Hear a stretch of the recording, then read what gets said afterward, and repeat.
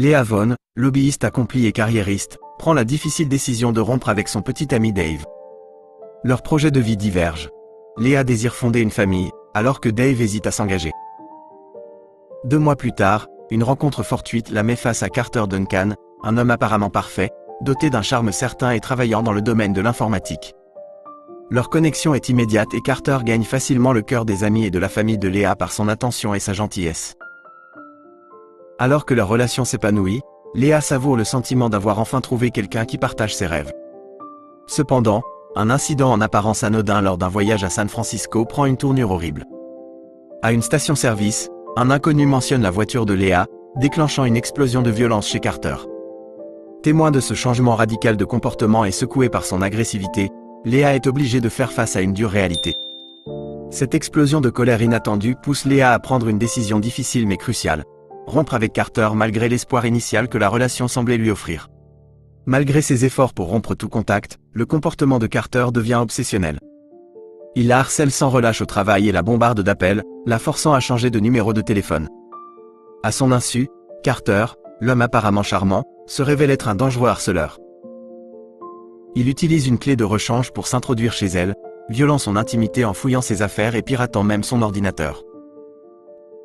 L'enlèvement de son chat adoré ajoute une couche supplémentaire de peur au calvaire de Léa. Face aux preuves croissantes du comportement menaçant de Carter, Léa demande l'aide de l'inspecteur Hanson.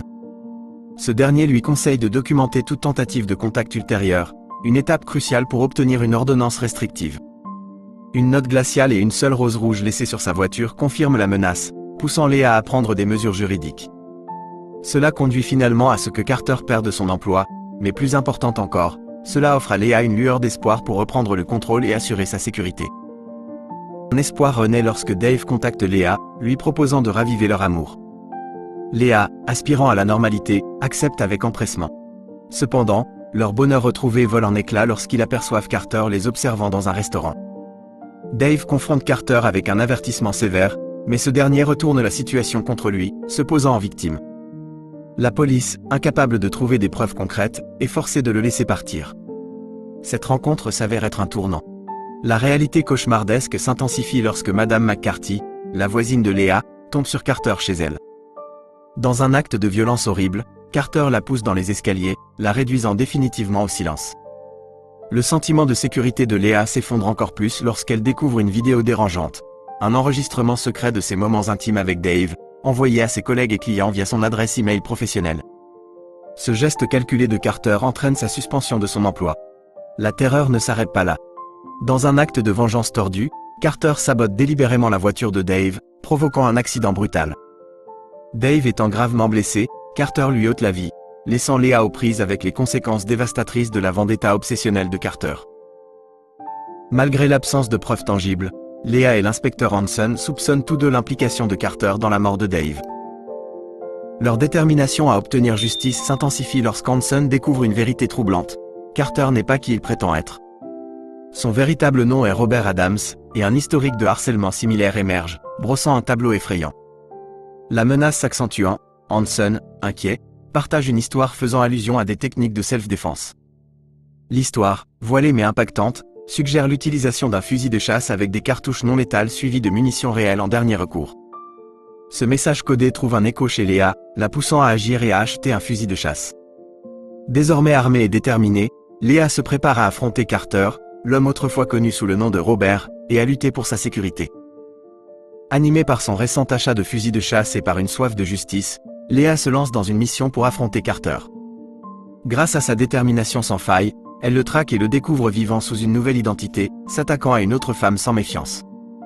Avec une résolution inébranlable, Léa confronte la femme, exposant la vraie nature de Carter et la chassant.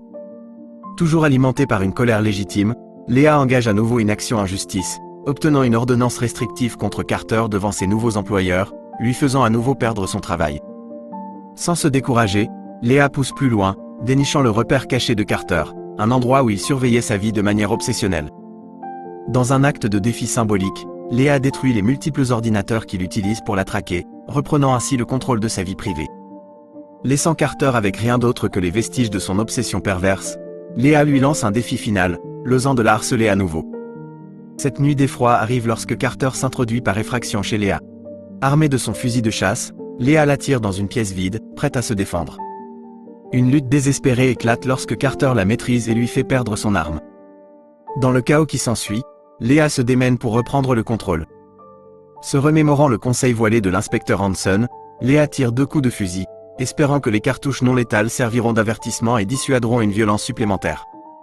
Cependant, Carter, croyant à son bluff, continue son attaque. Face à un choix horrible et craignant pour sa vie, Léa est forcée de prendre une décision en une fraction de seconde. Le cœur lourd, elle tire une cartouche réelle, blessant mortellement Carter. Alors que la poussière retombe et que Carter agonise, Léa confesse son mensonge sur les munitions.